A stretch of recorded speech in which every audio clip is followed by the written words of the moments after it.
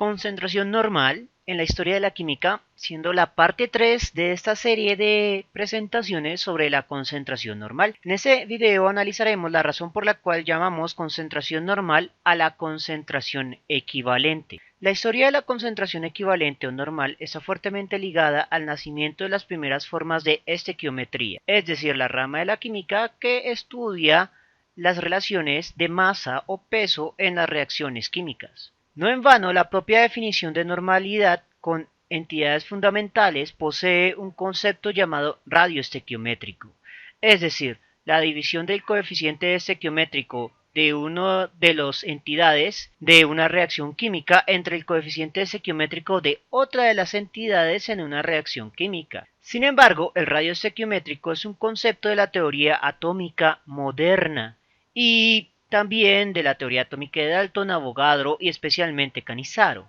Y originalmente lo único que se tenía certeza en química era de los pesos, lo que hoy llamamos masas, y de la equivalencia entre el peso de un reactivo A para consumir siempre el mismo peso de un reactivo B, para que así se generara siempre el mismo peso estandarizado de un producto. Y dado que la información podía estandarizarse experimentalmente, se podían crear tablas, y el primero en hacer esto para reacciones ácido-base fue Carl Friedrich Wenzel en 1777, aunque no logré encontrar algún dibujo del sujeto. Jeremías Benjamin Richter preparó un conjunto más grande de tablas, posiblemente de forma independiente a partir de 1792. Sin embargo, ni Wenzel ni Richter había un solo punto de referencia para sus tablas, por lo que tuvieron que publicar tablas separadas para cada una de las reacciones ácido-base. Y es por eso que no podemos igualar las tablas de Richter con nuestros modernos conceptos de pesos o masas molares de la tabla periódica. La primera tabla de pesos atómicos de John Dalton de 1808 sugirió un punto de referencia, al menos para los elementos. Tomar el peso equivalente del hidrógeno como unidad de masa en la reacción con el oxígeno. Sin embargo, la teoría atómica de Dalton estaba lejos de ser universalmente aceptada a principios del siglo XIX. Uno de los mayores problemas fue la reacción del hidrógeno con el oxígeno para producir agua, con la cual precisamente proponía la construcción de la tabla de pesos estandarizada. 1 gramo de hidrógeno reacciona con 8 gramos de oxígeno para producir 9 gramos de agua. De eso era de lo único que podían estar seguros en esa época, por lo que el peso equivalente de oxígeno se definió como 8 gramos con respecto al hidrógeno 1 gramo.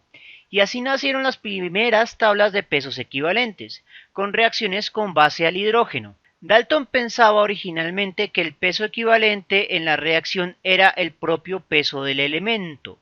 Ahora sabemos que son conceptos diferentes, y a uno lo llamamos peso equivalente y al otro masa molar. Como Dalton suponía que una molécula de agua consistía en un único átomo de hidrógeno y un único átomo de oxígeno, además de que cada uno de los gases estaban compuestos por átomos libres. Esto implicaría que el peso atómico del oxígeno era igual a 8 y que el peso de la molécula de agua era igual a 9. Sin embargo, expresando la reacción en términos de volúmenes de gas, siguiendo la ley de Gay-Lussac de combinar volúmenes de gas, dos volúmenes de hidrógeno reaccionan con un volumen de oxígeno para producir dos volúmenes de agua. El conde Avogadro reconcilia esa contradicción entre la masa y el volumen introduciendo dos conceptos importantes: el coeficiente estequiométrico como igual al volumen de combinación. El coeficiente estequiométrico en la ecuación química es el número grande que va a la izquierda de la fórmula molecular del compuesto. Y también introduce el subíndice, que es el número pequeño que va a la derecha afectando al elemento o grupo inmediatamente a la izquierda. Y usa a dicho subíndice para indicar que los elementos están hechos por moléculas diatómicas y que la fórmula correcta del agua es 2 hidrógenos y 1 oxígeno. lo cual implica que los pesos reales de todos eran el doble de lo que proponía Dalton, siempre y cuando se ajustaran a un volumen estandarizado por medio de una presión y temperatura fijos. Ahora miremos cómo en efecto lo que llamamos peso equivalente y definimos analíticamente en la lección anterior es lo que Dalton medía constantemente. Lo primero que haremos es asumir, aunque no necesariamente sea posible realmente, que el agua puede ionizarse en el ion óxido de dos cargas negativas y dos iones protio de una carga positiva. Esta reacción es incorrecta, pero la debemos asumir para poder calcular el peso equivalente. Ahora calcularemos el peso equivalente del agua. Entonces, tomo la fórmula, defino mi sustancia a medir como el agua, o sea H2O. Ahora, voy a determinar la masa molar del agua en terminología moderna y es igual a 16 de un solo átomo de oxígeno y a 2 proveniente de 2 átomos de hidrógeno, o sea 18 gramos por cada mol. Y ahora debemos determinar el equivalente molar del agua en esta falsa ionización. Recuerden que el equivalente molar lo debemos ya poder calcular mentalmente. Es igual a el coeficiente estequiométrico de uno de los iones, 2, dividido entre el coeficiente estequiométrico del soluto, en este caso es 1, 2 sobre 1 es igual a 2, multiplicado por la carga del ion expresado en equivalente sobre mol. Por lo tanto será 2 por 1 equivalente sobre mol igual a 2 equivalentes sobre mol. En el análisis dimensional, mol que divide a una división se cancela con mol que divide. Y las unidades que quedan son unidades de peso equivalente gramo.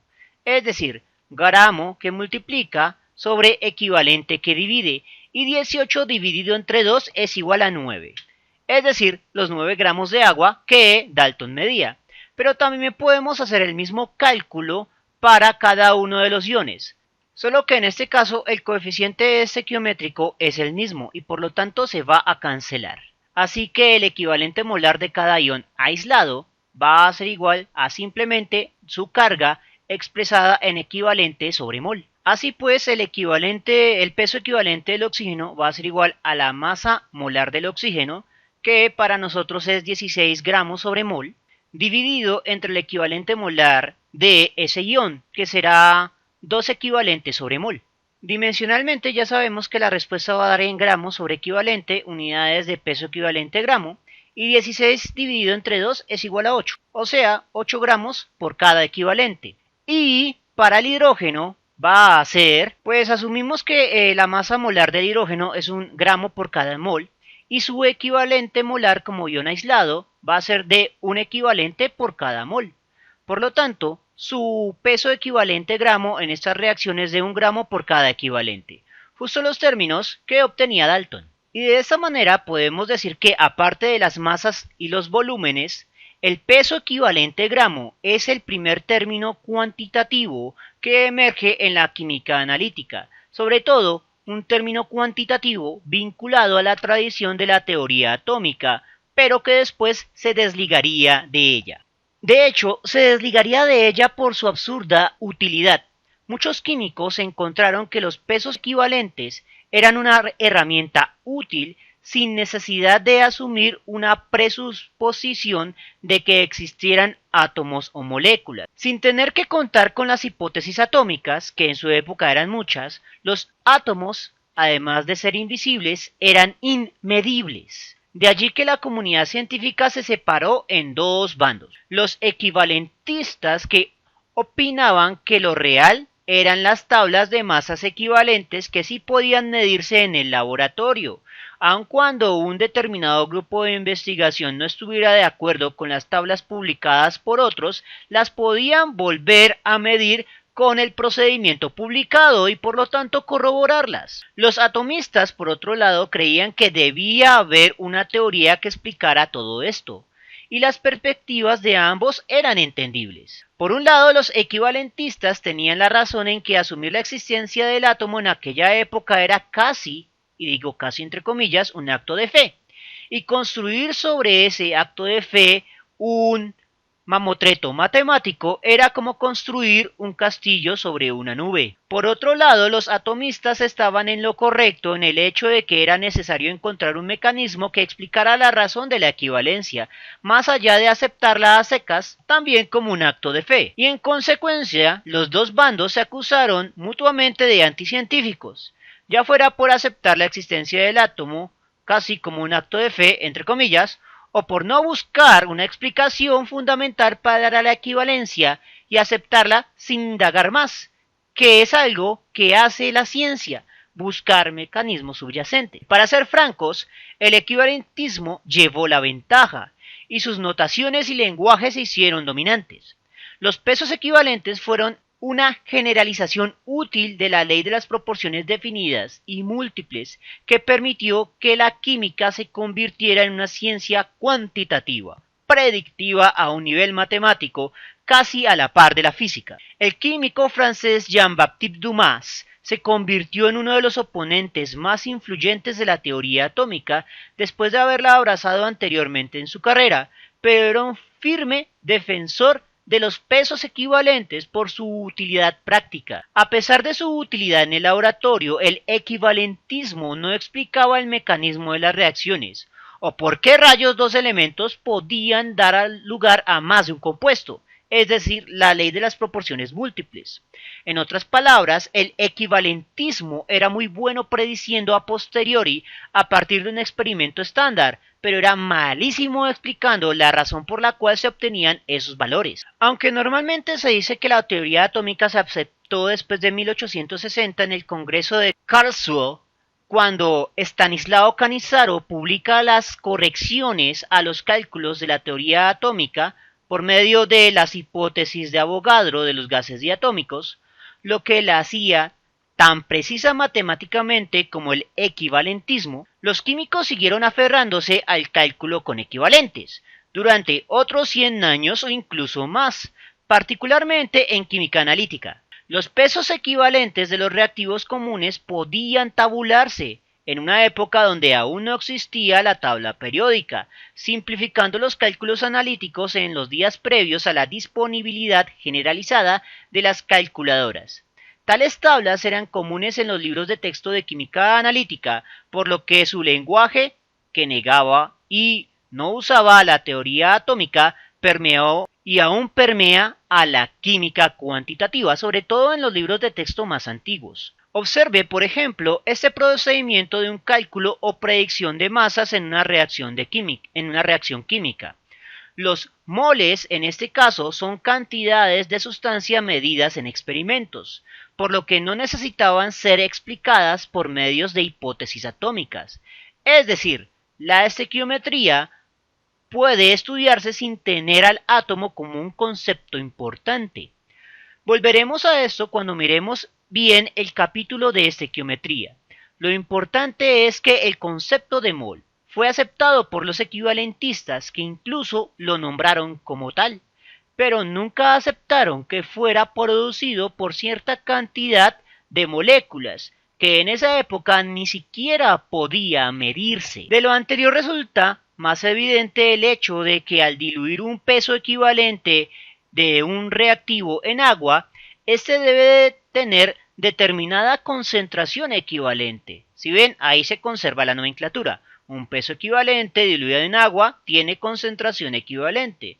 Pero ahora sale la pregunta, ¿por qué rayos cambió el nombre de concentración equivalente a concentración normal? El término normalidad fue acuñado por el químico alemán Carl Friedrich Mohr para referirse a cosas normales para él desde su cerrado y alemán céntrico punto de vista.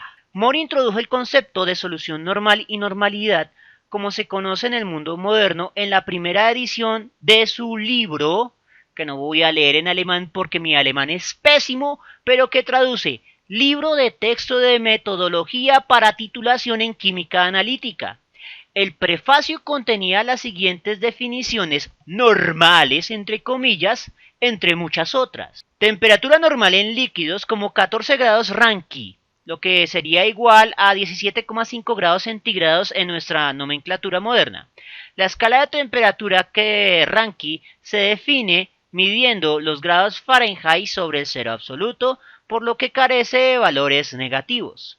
La escala fue propuesta por el físico e ingeniero escocés William Rankine en 1859, pero que quedó en desuso. También tenemos el pesaje normal, una bureta normal, que para Moore representaba un tubo de vidrio de 500 milímetros de largo y 13,5 milímetros de diámetro interno, conteniendo exactamente 60 centímetros cúbicos de líquido dividido en 5 partes. Cada centímetro cúbico tiene 7 milímetros de largo y era empleado para medir la cantidad de una solución necesaria para consumir a otra solución en una reacción de neutralización o titulación ácido-base. De allí el nombre del condenado libro. También tenemos la fuerza de una solución normal ácido-base, soluciones estándar o normales de ácidos y bases. También tenemos soluciones normales de ácido oxálico, ácido nítrico y cloruro de bario.